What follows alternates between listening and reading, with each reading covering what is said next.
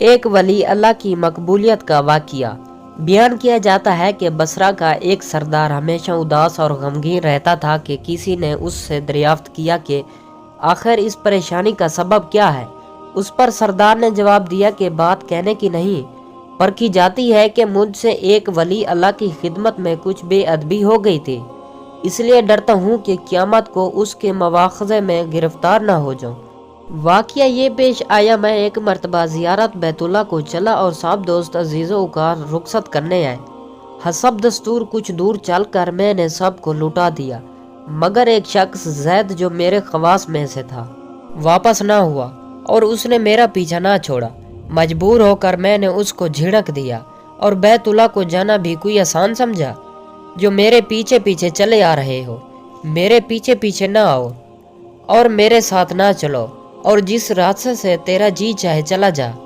کہنے لگا، اے آقا، کیا خدا اس پر قادر نہیں کہ تم کو زاد راہ جلد پہنچا دے اور مجھ کو بے یار و مددگار چھوڑ دے؟ یہ کہہ کر اس نے اپنی راہ لی اور میں اپنے راستے سے چلا بنا۔ راستے بھر کہیں وہ مجھ کو نظر نہ آیا، واللہ عالم کہاں پوشیدہ ہو گیا۔ جب خدا کے فضل سے مناسک حج مج سے فارغ ہو کر میں مدینہ طیبہ کو چلا تو کیا دیکھتا ہوں کہ زید آ گیا اور سلام کہہ کر میرے پاس بیٹھ گیا۔ میں نے حیرت سے پوچھا کہ حج کر آیا ہو؟ میں نے تنزرہ کہا، حج کی سند بھی ملی۔ تو کہنے لگا، کیسی سند؟ وہ کس کام آتی ہے؟ میں نے کہا، حج کرنے والے کو بیت اللہ میں غیب سے چھٹی آتی ہے جس میں لکھا ہوتا ہے فلاں بن فلاں حج کو آیا تھا اور اس کا حج قبول ہو گیا۔ پھر اس سوند کے ذریعے قبر اور حشر کے عذاب سے نجات ہوتی ہے۔ یہ سن کر زید روتا چلاتا بیت اللہ کو واپس چلا گیا۔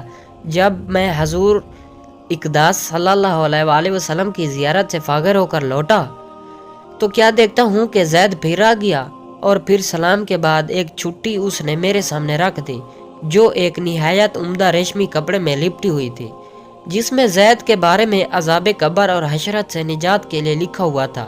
یہ دیکھ کر میرے ہوش اڑ گئے۔ پھر ذرا سکون ہونے پر میں نے معلوم کیا کہ زید بتا تو اس کی حقیقت کیا ہے، آخر یہ معاملہ تیرے ساتھ کیسے پیش آیا؟ تب اس نے بتایا کہ سنو بھائی، جب میں بیت اللہ پہنچا تو کعبہ حاجیوں سے بالکل خالی تھا۔ اس وقت میں نے گڑ گڑا کر زاروں قطار رونا اور چلانا شروع کر دیا کہ اے مالک دو جہاں، کیا غریب گناہ گاروں کا حج بھی قابل قبول نہیں جو مجھ کو حج کی سند نہیں ملے؟ کیا غریبوں کا کعبہ اور صاحب کعبہ اور ہے جو وہاں سے جا کر سند لاؤں؟ مجھ کو قسم ہے تیرے عزت و جلال کی، جب تک چھٹی نہ پاؤں گا کعبہ سے باہر نہ جاؤں گا اور روتے روتے یہیں مر جاؤں گا۔ اچانک غیب سے آواز آئی کہ اے زید، نجات کی چھٹی لے اور جا اپنی راہ لے۔ پھر یہ چھٹی میرے ہاتھ میں آ گئی، اس کو لے کر میں چلا آیا۔ یہ سن کر میری حیرت کی انتہا نہ رہی کہ اللہ اکبر، اس شخص کا یہ اعلیٰ مرتبہ ہے جس سے میں آج تک واقف نہ تھا۔ پھر عزت و احترام کے ساتھ میں اسے اپنے ساتھ بصرہ لے آیا اور وہ چھٹی نہایت احترام تعظیم کے ساتھ ایک صندوق میں بند کر دی۔ جب کبھی جی چاہتا تو انتہائی ادب و احترام سے نکال کر اس کی زیارت کر لیتا، چومتا اور آنکھوں سے لگاتا تھا اور پھر محفوظ کر دیتا۔ اتفاقاً میں کہیں سفر میں تھا کہ میرے پیچھے زید کا وصال ہو گیا۔ جب میں واپس آیا تو اس خبر سے میرے رنج قلق کی انتہا نہ رہی کہ افسوس میں ایسے ولی کی تدفین میں شامل نہ ہو سکا۔ پھر اچانک وہ مجھے چھٹی یاد آئی جو میرے صندوق میں محفوظ تھی۔ اب تو میں اور بھی بے تاب ہو گیا اور اپنے اوپر افسوس کرنے لگا کہ سفر کو جاتے وقت میں نے وہ چھٹی زید کو کیوں نہ دی۔ پھر اپنا مہر شدہ صندوق منگا کر دیکھا تو اسی طرح بامہر بند تھا۔ جب میں نے صندوق کھولا تو اس میں سے چھٹی نہ پائی۔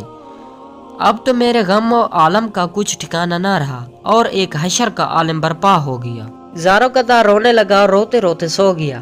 کیا دیکھتا ہوں کہ طرح طرح کی سجی ہوئی جنت میں زید سر پر ایک تاج رکھے ہوئے ہے، رزق برق لباس میں تحت جوہر پر جلوہ افروز ہے اور اس کے چاروں طرف حوروں کے جم گٹھے ہیں۔ میں نے قریب جا کر سلام کیا تو اس نے کہا، اے آقا، اس قدر پریشان کیوں ہو؟ میں نے کہا، مجھے یاد نہیں وہ چھٹی تو نے مجھے دی تھی۔ کہنے لگا، وہ تو یہ ہے اور اسی کی بدولت یہ دولت و حیثیت مجھ کو حاصل ہوئی۔ اب آپ کچھ تدبیر نہ کیجیے، میں اپنی من مانی مراد کو پہنچ گیا۔ بہوالا حکایت الصالحین حاصل جو اللہ کا ہو جاتا ہے، اللہ تعالیٰ اس کی سب مرادیں پوری کر دیتا ہے۔ دعا ہے اللہ تعالی ہم سب کو بھی اسی واقعے سے سبق حاصل کر کے اس پر عمل کرنے کی توفیق عطا فرمائے، آمین۔